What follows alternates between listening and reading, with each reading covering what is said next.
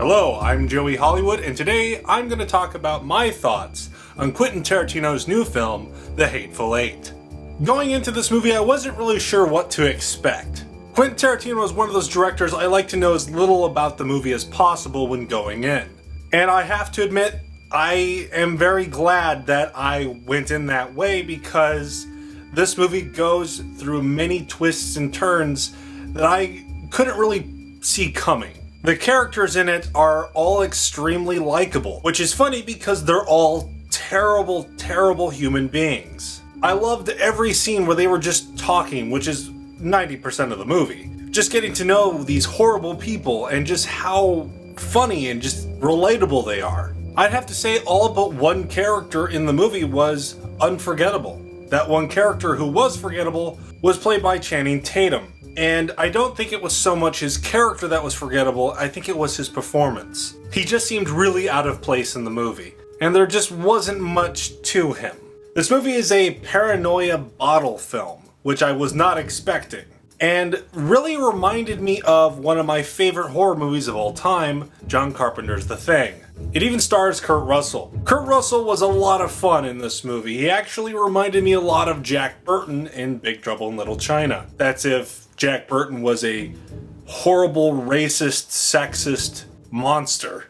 Now, I know all of Quentin Tarantino's movies get a lot of flack for being violent. And for the most part, I've enjoyed the violence in his movies. However, this one was the most uncomfortable to watch as far as violence goes. Where most of the other Quentin Tarantino movies, the movie's constantly moving from place to place. This movie just kind of festers in its own gratuitous violence. It just kind of sits there. More uncomfortable than most. Not to say that's bad, I think it was actually a good aspect of the film, but it was kind of shocking. I actually had the opportunity of seeing this film in 70mm, and I'm still kicking myself that I didn't. Unfortunately, I had to work, and I suppose I should have called in because I really felt like I was missing out after seeing the movie. If you have the opportunity to see this movie in 70mm, do it.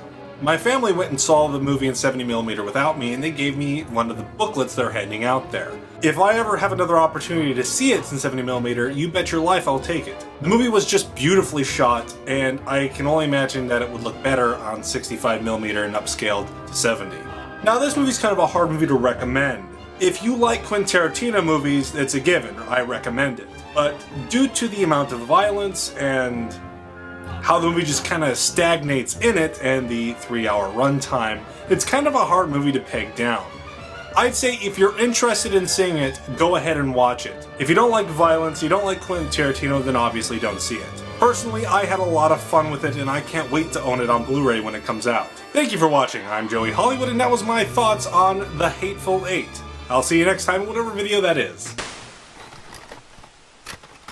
Well, I hope you like this video. I have some other thoughts on videos if you're interested, and I also have some full-on reviews, like of the Lake Placid and Anaconda series. If you haven't already, please subscribe, and be sure to check out my Patreon page. You can donate as little as $1, and it really helps out the channel.